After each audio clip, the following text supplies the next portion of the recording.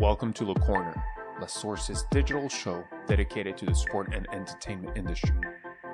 Every 2 weeks, we invite a professional to share their experience, background, and challenges.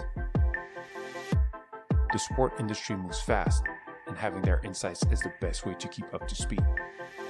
Welcome to LeCorner.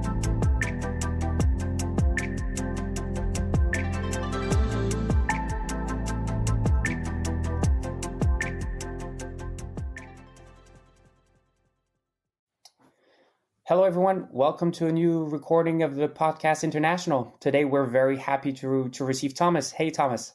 Hi, good morning. How are you? Very well, very well. It's been a hectic and busy times to start off the season again. So, but I'm happy to be here. Finally, a warm summer in Belgium as well. Well, yeah, the last few days have been warm, but it's been dreadful weather before. So we're happy to have this warmth now. To enjoy a little sun, I think, like the rest of Europe. Exactly. But great to have you here, Thomas. Usually I like to just set up the scene by handing the mic over to the guests so that they do their own presentation versus me trying to do the presentation for them. So if you can give us a quick introduction, that would be great. Yeah, so my name is Thomas Rypens. I'm D2C director at Club Brugge. So I let's say I run over a few of the fan services that we offer at the club, ranging from ticketing, merchandising, food and beverage, events, but also digital strategy and innovation. So in that sense, we're close to the fans and try to be so every day. And we do that with a whole bunch of people in Bruges, luckily, because that also means that we are able to do it in a depth that we prefer to do it. So very nice. And before deep diving into your activities at Club Brugge, can you give us a bit of a sense of your journey that led you there? Because you started in your initial career with an internship, it looks like, at Anderlecht, and now you're back at the clubs, but there were a lot of events in the middle. So can you give us a bit of a walkthrough of what drove you to that position at Club Brugge? Yeah, I think I have a bit of a peculiar background in a sense that it's a lot broader than some people have at football, I guess. I think for me, I started with 2 degrees where I had studied communications and public relations, which has helped me obviously. But at the same time, I've always been bitten by design, and so I graduated as a digital product designer, and from there on, I started also doing some development work in agencies. So I've worked in agencies for 12 years. It's also there where we co-founded a startup, which was in sports tech. But I think the fact that I also, aside from the design and the development, also did some project management, and then in the end landed at an innovation agency where we actually built services and products for our customers. That's what I think would really put me together as a professional, and it's from that moment on where we did some projects that it caught the Bruges eye to start working together. But let's say that the internship, indeed, with the other football club you already mentioned, is something I did in my communications time, and is very far off from what I do today. But it's very obvious that football has been very close to my heart.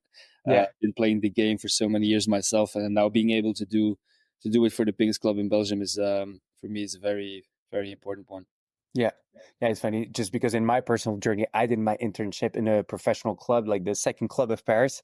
And I said, I want to get away from clubs. And I still have the ambition of one day the dream of working back in a club at some point, but in particular reason. But I was happy to get away from the clubs to understand from the other side what I thought needed to happen before joining again. So in terms of the agency, okay, super clear. Then so you co-founded MyPitch. Can you tell us a bit more about MyPitch? What drove you to co-found it? What drove you to leave it? Happy to learn a little bit about that and how that shaped potentially the rest of your professional journey. Yeah, so it was at the time when I worked at MAID, the innovation agency in Antwerp.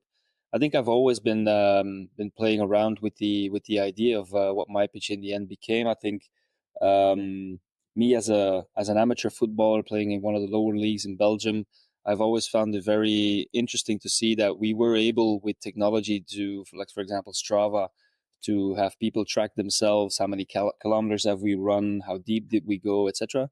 But as a football player, you didn't really have these types of tools, even though the pros do have it. But it's quite an investment to have these type of tools around.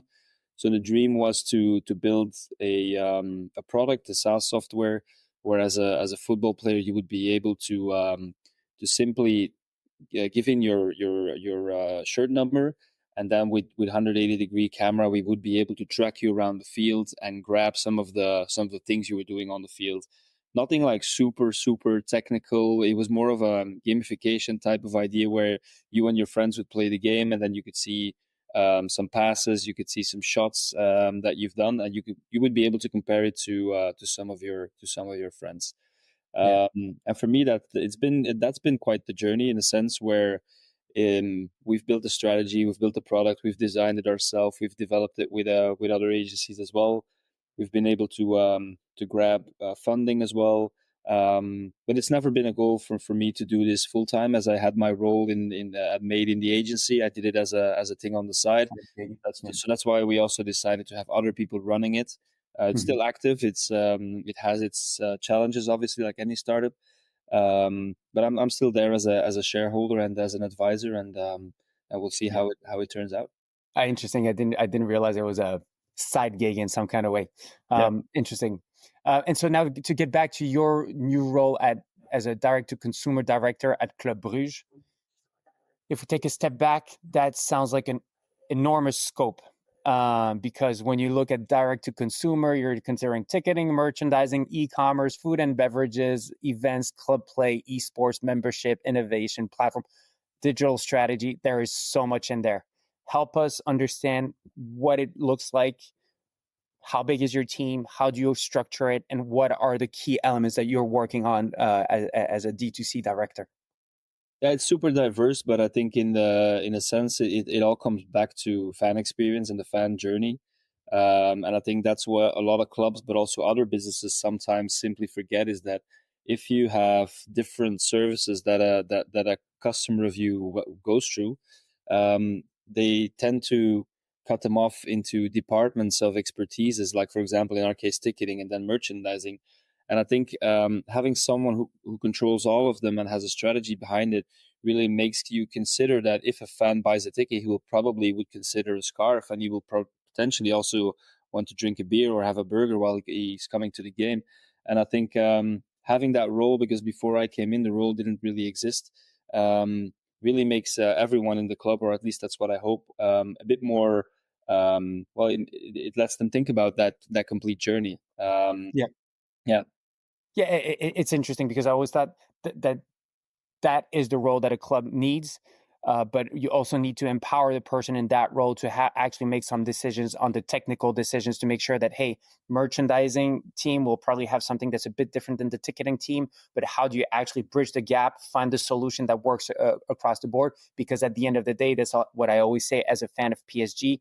I would love to be able to say, hey, they recognize when I come to the stadium and when I buy something and when I'm on the application, and like merge all of those elements together. But I understand how complicated it is. I'm sure it's complicated at a Club Brugge level. It's incredibly hard at a PSG level when it's a 500 people company as well. How big, how big are the teams? Like, how big is the staff of a club like Club Brugge? And how many people do you somehow work with? Yeah, I think in general we have three big parts in the operations. You obviously have sports, which let's say it's about 100 people.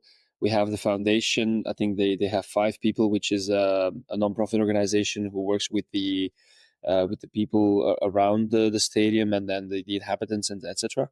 And also some groups that have difficulty in playing sports, etc. I think from the business point of view, we also have around 100 people. And when it comes to the business, we've divided that into 3 other big chunks. There's the D2C part where I'm responsible. There's the B2B part for partnerships and sponsorships. And then there's the communication part and press, who also has his bits of people. I think on the D2C end, I think but that ranges obviously also from strategic people, head of merchandising, head of ticketing, etc., to people who also are in the shops every day and doing very operational work as well that needs to happen. I think the D2C part is close to 30, 35 people, which, if you compare that to Belgian standards, is already quite a lot. I think If you look at smaller mid-tier teams, they sometimes have to do the entire bunch of work with 40 people instead of 100. So, but if you compare us to Manchester City or, for example, Paris Saint-Germain, then then it's smaller. we're only at like a tenth of them. So. But also 100 people starts being a significant staff, right? Like in terms of size of organization, and whenever you move over the like 30, 40 range, you start being a big organization where there are processes, different teams, and like the information throughout the board is important to be well spread. And just one quick question on that one. How closely do you work with the B2B side of things, right? Because there are probably some sponsors that come in and put a little bit of money, but want you to adopt their technology at the same time or not. Or how do you work with finding the right solutions at a digital level? For example, if there's a beer company coming to sponsor you, they might want activations that are linked to the D2C activities. How closely do you guys work together? I think we have a bit of a different model than some other clubs are doing. I think a lot of the clubs are simply looking at the visibility and the awareness of things when it comes to B2B. I think a few years back, our CEO now, Bob Madou, has came in as a marketing expert, and he initially put down Club Media House, which is an internal agency of creative people. We do our own video, we do our own photo, we do our own content, etc. And we actually use that as a vehicle internally to also make sure that we can bring value not only on the LED screens or on the shirts, but that we also are able to activate their brand within our own campaigns that we make.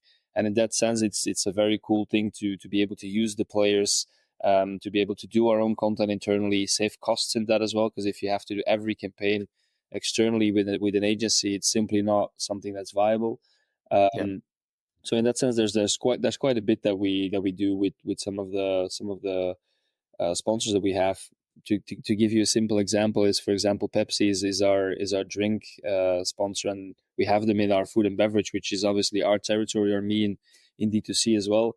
But then it's a close relationship that we have with our B2B account managers as well, because they feel what Pepsi wants to do and how they as a brand want to come across to our fans.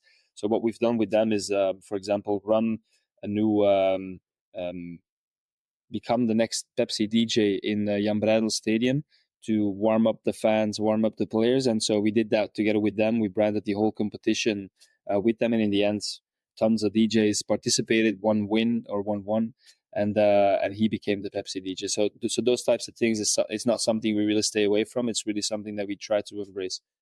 Yeah. Nice. That sounds like a pretty cool activation plan. And so that makes us start narrowing down a little bit your scope, right? So I think one of the big things that you have been working on are all those data points, because I'm assuming also alongside the activations for a Pepsi DJ thing, they are starting to look more and more at data acquisition. I think you did a big piece of work on the whole data piece. Help us understand how you process data from your fans, how you organize it, and what are the big wins that you are getting from having put this effort into the data capture.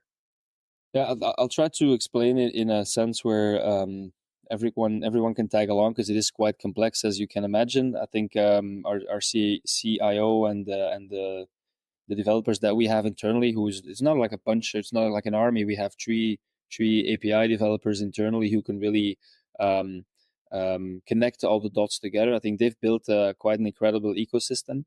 I've worked together with Brugge in my consultancy years for like a year, 7 years back. And if I just compare what they had at that time and what they've now built over these last 5-6 years, it's quite astonishing. I think it's actually quite simple. If you look at the concept of it, is that we do not really want to build our own products and services when it comes to like a ticketing platform or like a web shop, etc.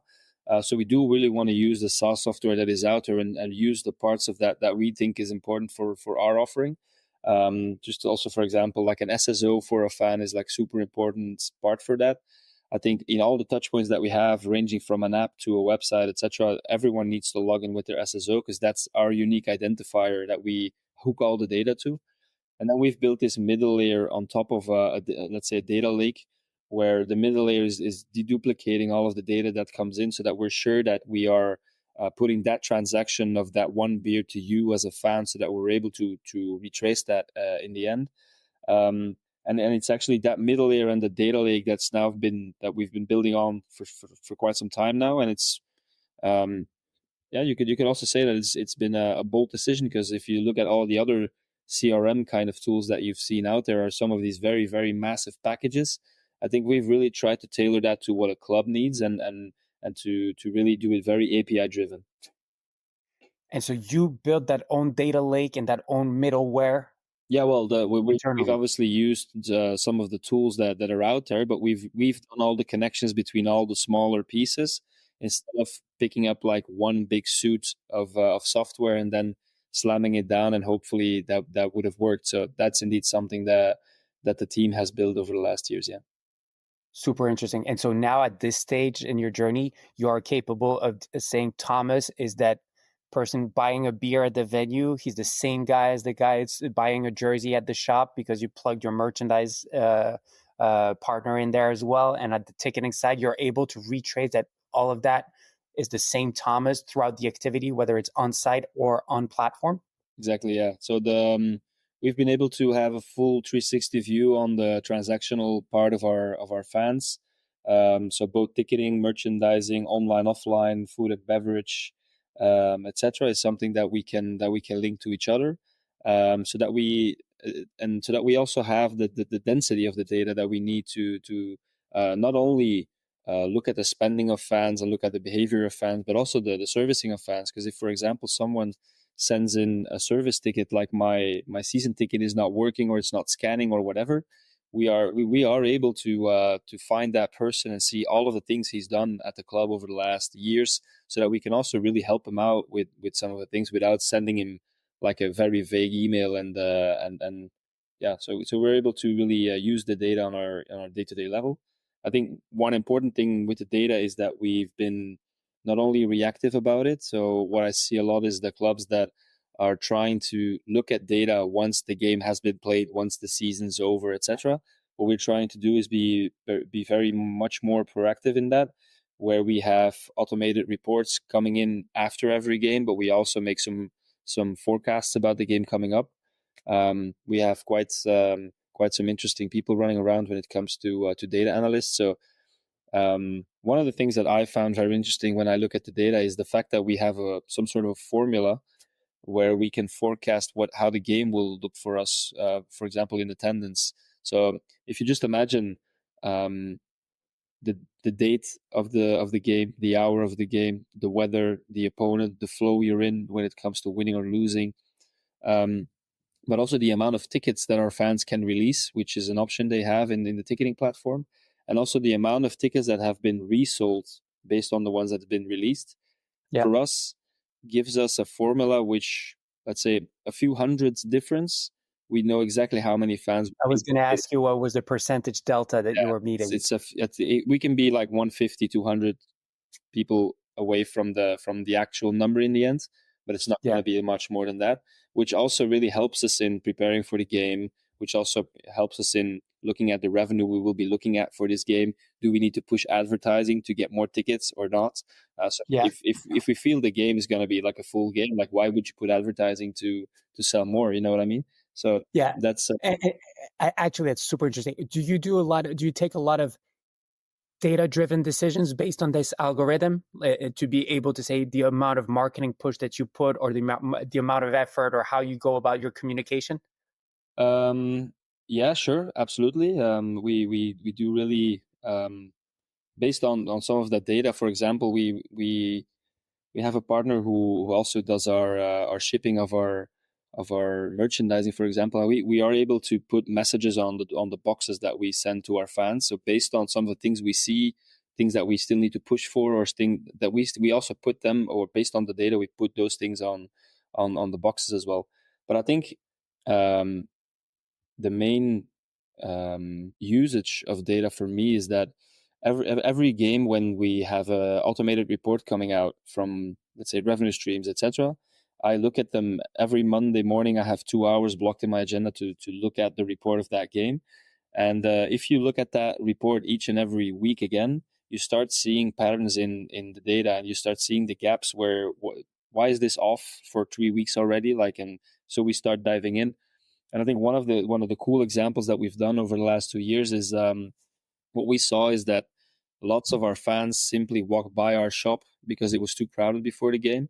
So Mhm. looking at obviously the data, but also talking to fans, because that's something that we do a lot, like qualitative and quantitative research as well, is that a lot of fans simply didn't want to wait in our shop to buy something. So what we've done is Yep.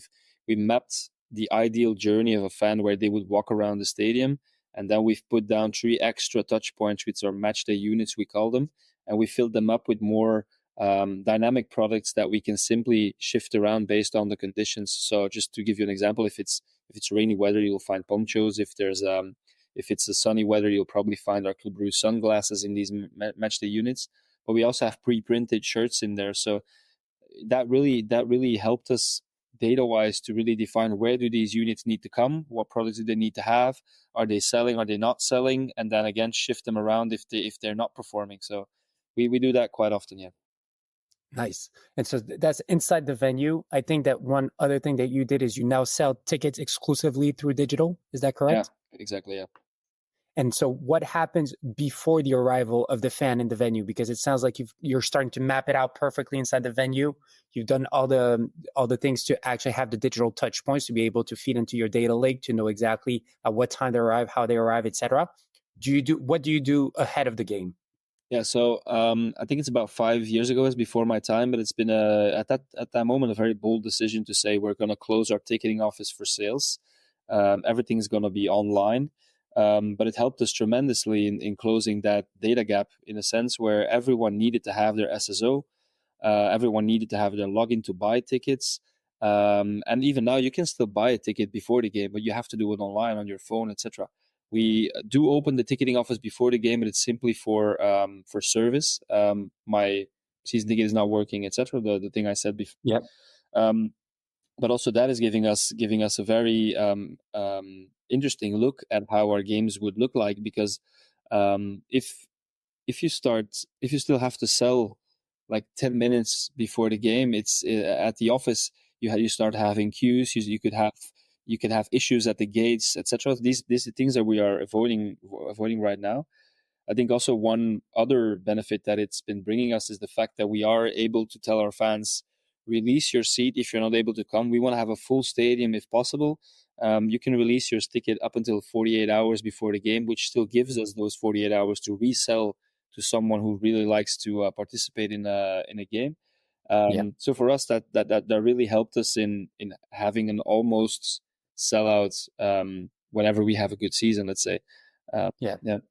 So that's the process. A fan cannot resell his ticket through a platform. Is the club that can recuperate his ticket if the fan is not coming and then re-commercialize it? Yeah, so he can release it, which opens Yep. it up in the ticketing platform again. Yep. So we don't have a manual action in that.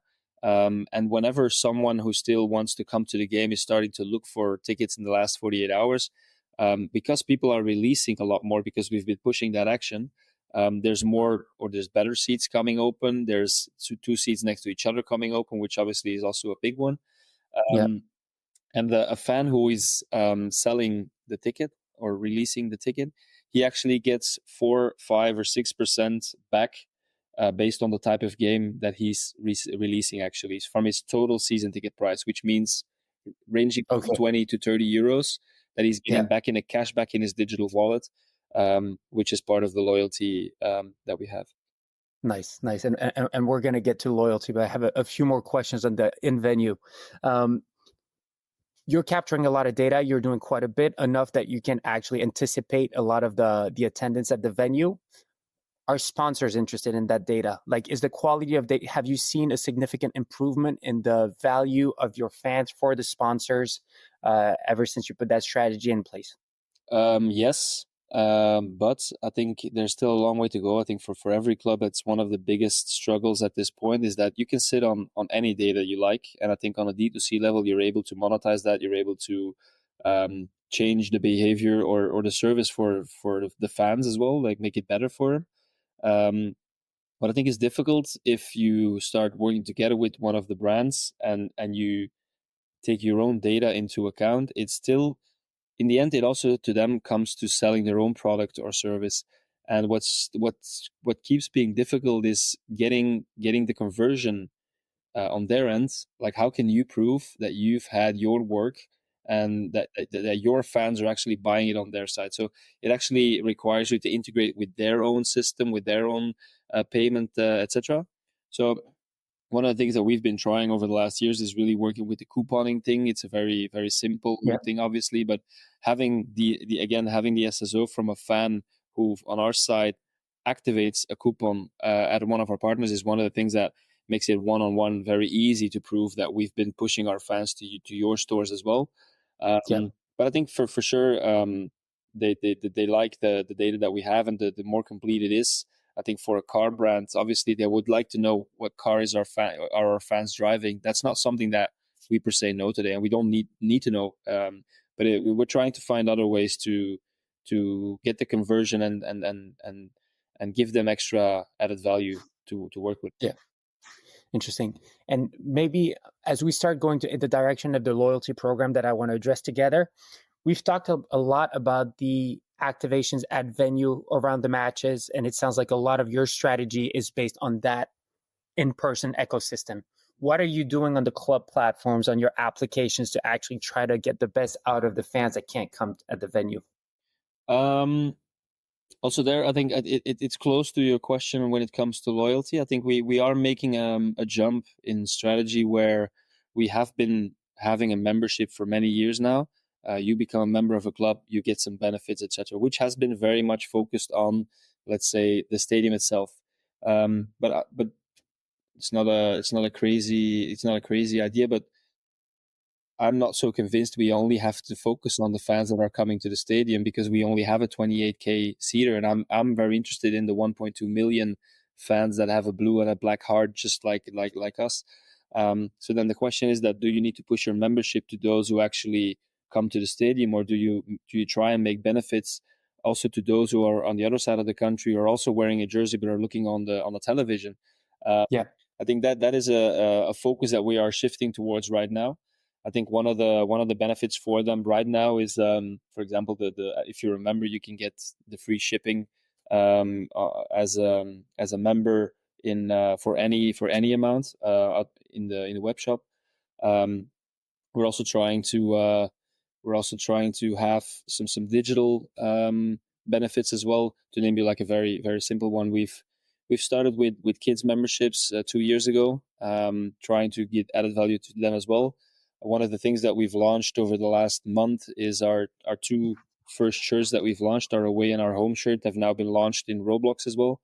Any kid in Belgium, whether they're in the west of Flanders or on the other side of the country, got a code to claim one of the Roblox shirts, and we're moving more and more into that era, without forgetting that a fan sometimes simply wants to watch a game of football. Because if you talk to them again, we do these around the table sessions, and sometimes when we talk about gamification and we talk about leveling up fans, etc., like the bunch of 40 plus is simply like, dude, just let us watch a game. It shouldn't be this hard.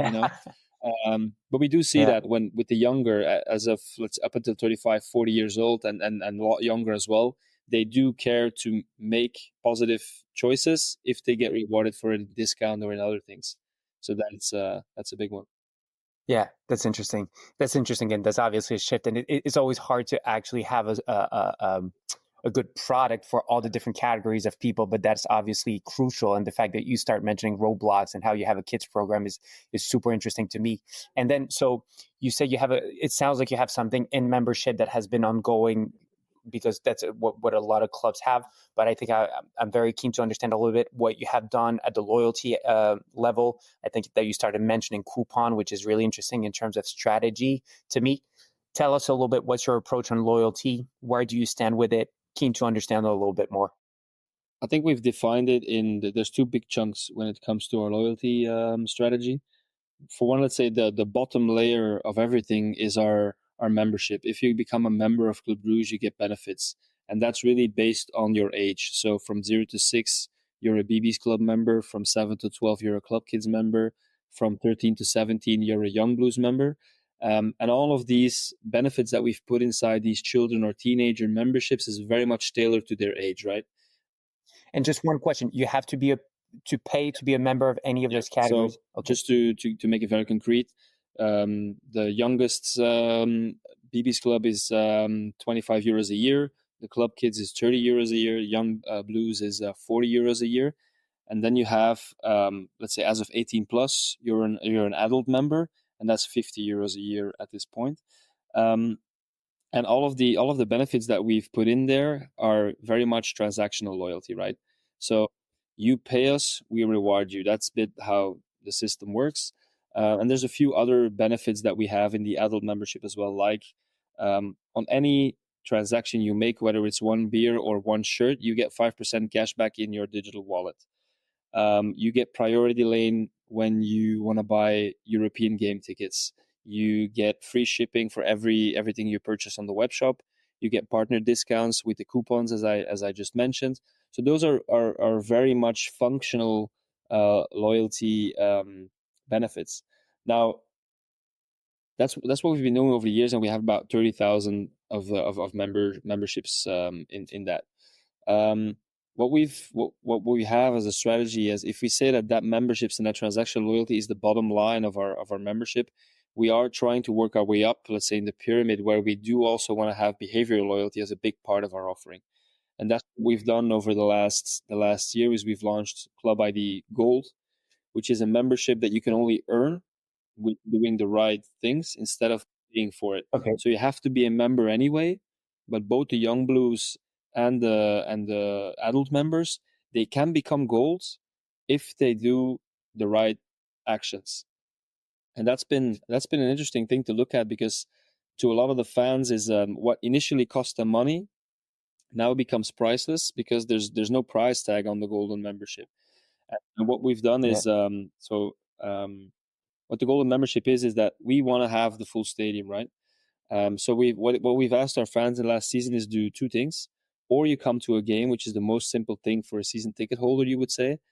But if you can't make it due to illness or because you can't make it for whatever reason, you release your ticket. If you do one of these two actions and you do that for 90% of the game, that's when you become a gold member.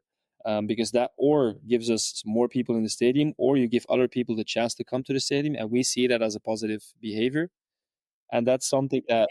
And it's immediate revenue for the club. You know, it's one of the big things, right? When you look at memberships or loyalty, everybody's looking at how much money they can make out of it. And I'm just, I was doing the quick math, and it's, if we say 30,000 users, we take the average basket of 40 euros, that's 1.2 million. And then, as you said, by incentivizing people to actually release their seats instead of having an empty seat, it allows you to satisfy another customer, bring extra money in because you're actually going to be able to resell it, make that a winning move for the fan that doesn't come.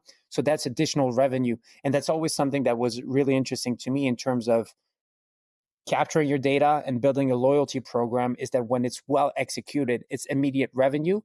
It takes a bit of work against it to actually think it right so that it's that there's revenue linked to it. But it's super interesting, the examples, because they are so simple yet so valuable. And as you said, there's the different loyalty programs, right? It can be a pay loyalty program. It can be a point-based loyalty program. It can be a tiered loyalty program. It can be a value-based loyalty program. You're kind of mixing all of those in some way, because rapidly you're making them pay, but you're giving them benefits. And actually the fact of paying for the membership will be more valuable for the club and themselves within no time, from what you're explaining. Yeah, and there's also the collateral revenue, obviously, because there's one is selling the ticket, but if you don't have that empty seat but someone's sitting on it, potentially there's going to be sold. There's going to be beer sold. There's going to be burgers sold, which obviously wouldn't have been sold otherwise. But I think one big difference in how we look at those types of offerings compared to other clubs is that we do not see this as a campaign, right? You could say this year we're going to do gold and next year we're not going to do it anymore. What we tend to always try and look at is what can we productize in the things that we launch, instead of simply doing it as a marketing campaign. And that's why we've also overhauled it's what your initial question was. We also overhauled our complete fan app, meaning that a fan can both look at all his transaction, can look at all the cashback that he's been gathering, but at the same time he's also able to follow his streak of attendance. So am I close to getting that 90%? which also leads to a very high engagement in our app numbers. We have 90K active users every month on our app, which is quite a good number for us. But it really is because the fan can really track his entire spending, but also his attendance streak to see, am I getting the golden membership or not? And now the golden cards are out the door, so we now see the golden cards in the stadium. They've had 5% discount on their season ticket as well. There's a few other benefits, and that's been very cool to see these. And it's to us that's not a VIP group, right? Because there's a lot of stuff you can put inside a membership which makes it VIP, which is not something you really want. You really want to label them as very loyal fans and give them very loyal added value. But you don't want to put the others who didn't make it to gold simply because they went or they lost one game in their streak. You also want to keep on rewarding them as well. You're just rewarding the other ones more. That's the thing. And so just because deconstructing it, right? You actually have to have on your side. So there's the membership, there's the fact that somebody costs. You have to have the infrastructure to make sure that you can bring in the coupons. And so you have to have some control over what's the value of the coupons from sponsors that want to participate and get those coupons, right? And then afterwards, there's all those actions. Did you actually go through the process of giving an economic value to every action so that you could build a program where you knew it had a certain value and a certain cost against it that was rational for you guys and for the sponsors that want to participate through the couponing mechanics? Yes, obviously. I think if you look at I've been saying it quite a lot already, also in other talks as well, is that we tend to use the design thinking methodology when we look at new products and services. And one of the pillars in that is viability. So we're never launching anything without understanding, is the thing that we're launching viable? And that obviously starts with business design, making a business model based on the idea that you have. And I think one of the things that we've done over the years is not only the let's say the coupon value, but for example, everything that you can buy in our club when it comes to awareness, visibility, shirt sponsoring, LED sponsoring, whatever, even a social media post has its value. And based on that, we make a calculation of what we actually want to bring to a sponsor and what he's able to pay for it or wants to pay for it. And then aside from that part of the sponsors, we also made the calculation of if we are able to push our released tickets for so many percent and we're able to resell so many, we will have a potential extra revenue of so much. And then taking into account, but there's obviously some guesswork in it because you don't know how many spend per head every fan will have, even though we have an average, of course. So in that sense, the business model was obviously there before we launched the Golden membership. Yeah. Nice. And just in terms of, you said you had 90,000 users coming to your platform on a monthly basis. What do you think, what makes them come back? So you said you had streaks for in venue presence, you have streaks for on your digital platforms. Like what are the ways in which you get people to come on a regular basis on your platform? Yeah. So it's not super complicated at this point in our app. I think it's a very open app in a sense where you do need to have an account. It all starts with a free account as a fan. And looking at the fact that we have 22,700 season ticket holders, we have around 30,000 paying members who want to benefit from the membership, and then there's a bunch of fans who have an account. We have around 500,000 known accounts in Belgium, and it's actually of that entire bunch, 90K is active every month. Let's say that the majority of it, well, not the majority, that half of it is really checking balance, is checking streaks, is checking whatever they can when it comes to their own accounts, and to get to the stadium, to do a top up, to release their seat. All of these actions are they able to do in the app, and the others are mainly there to see the lineup, which is pushed through a push notification right before the game. We have a editorial information. Yeah, exactly, like more content based. There's not really like a gamification engine in there right now, which really asks them to give the man of the match or these types of things. It's really more the transactional engine that we have built in there. Yeah, super interesting. And if we look at, it sounds like you're further than a lot of clubs already on that topic, or at least from my experience talking about loyalty with a few clubs. where do you want to bring it, right? If we look at the Club Brugge loyalty program 3-5 years from now, like what's your ideal setup scenario? I think we want to find ways of lowering the fans' investment. I think if you look at what a fan is spending every year, who has a season ticket with decent spots, and he has to do it for two of his sons as well, it's a costly hobby. So in a sense, we are looking in ways of unlocking external cash, which lowers fans' investment. That's one, but obviously, one of the things that we also tried, which is interesting, is that we worked together with Alma this year to do our season ticket sale. Because when you talk to fans, some of them really wait to buy a season ticket when they get their holiday money package, let's say, somewhere in June, July. So what we've decided this year is to let them pay by installments, just to see whether or not that's something that would trigger them to do it faster if they can cut it up into 3 pieces. But that's just a simple example of trying to lower the investment of fans, or at least understanding it. But I think for us, what really would for us be the biggest driver is the new stadium. So we have a permit running to build a new stadium. Looking at the phygital experiences that we can do today because of connectivity and so on, that's really holding us back.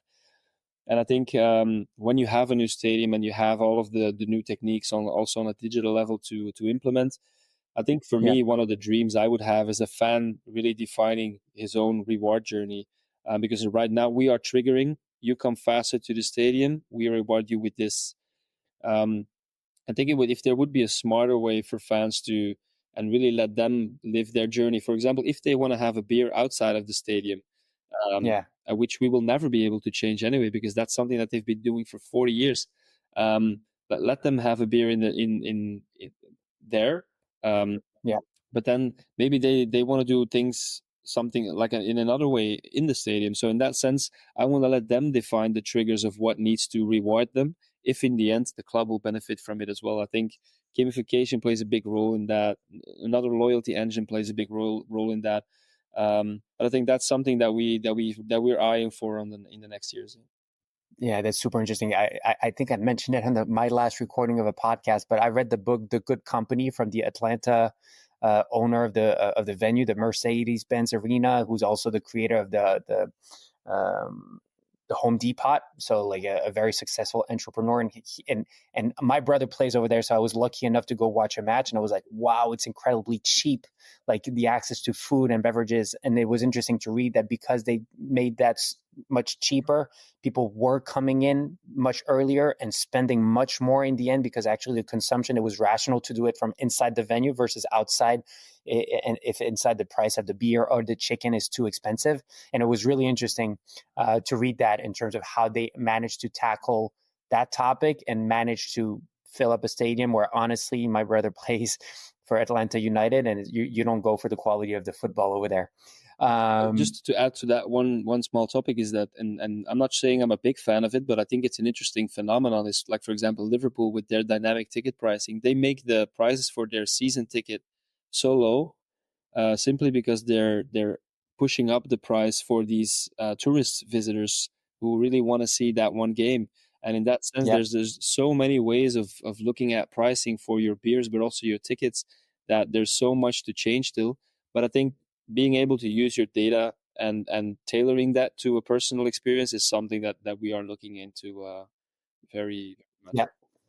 Sounds like you're into something very exciting, at least from an external perspective. You know, there's a very, coming back to my dream of being back in a club, being back in the club, like trying to take, like, my ultimate goal is to own a club, or not, or, you know, like run a club. But in terms of projects inside a club that can actually be narrowed down to focus more on one particular area, your topic is one that is definitely very exciting.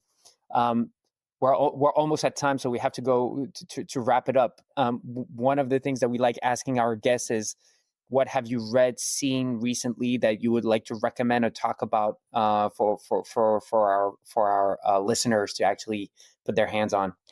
Yeah, I've been very invested myself in changing the club inside out when it comes to innovation management, as that's where my background sits. I think I think I can name 4 or 5 clubs in Europe who have the same mindset.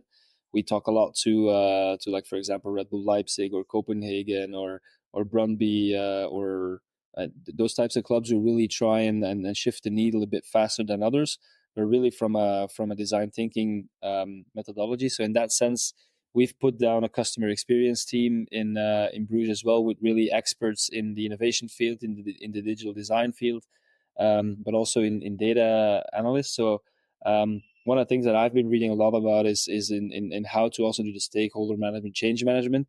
Because when you talk to clubs who haven't been able to push the needle as fast as they want to, it often comes down to finding internal approval, but also budget to move things around.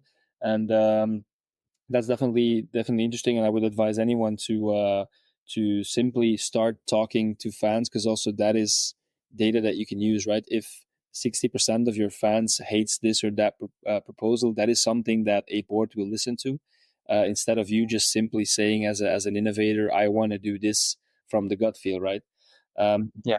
When it comes to books in that same area, I think there's tons of books who are very overarching, let's say. But one very practical one that I've been reading is Service Design Thinking by Mark Stigdorn, which is a book that really gives you practical insights in how you can actually build your own services, starting from feedback from customers, doing the ideation part, validating the actual proposal or proposition that you want to build, and then implementing it and doing that on an iterative basis is something that I would advise any club to do, because we are in a very iterative business. Every other week we play a game, and every other week we can do experiments and tests.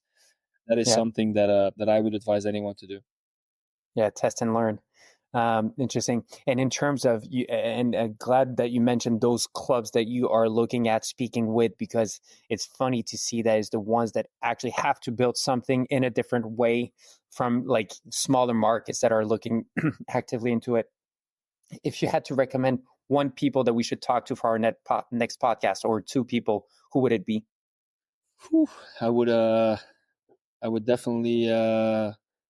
I can name you a dozen, and it would not be fair to not name all of them. But I think we've been talking to Hugo Freitas from Benfica a lot, with his loyalty membership, which he has built, is phenomenal in football and simply in loyalty in general.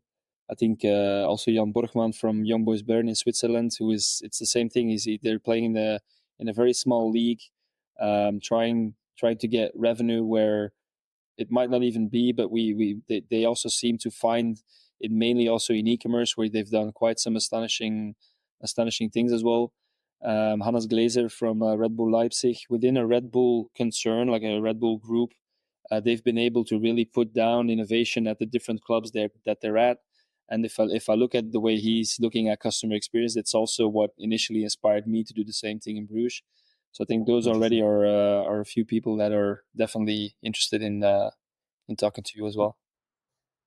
Nice. We already did a couple of things with Hannes, who has a lot of interesting insights indeed. So good to hear that like this ecosystem is talking together.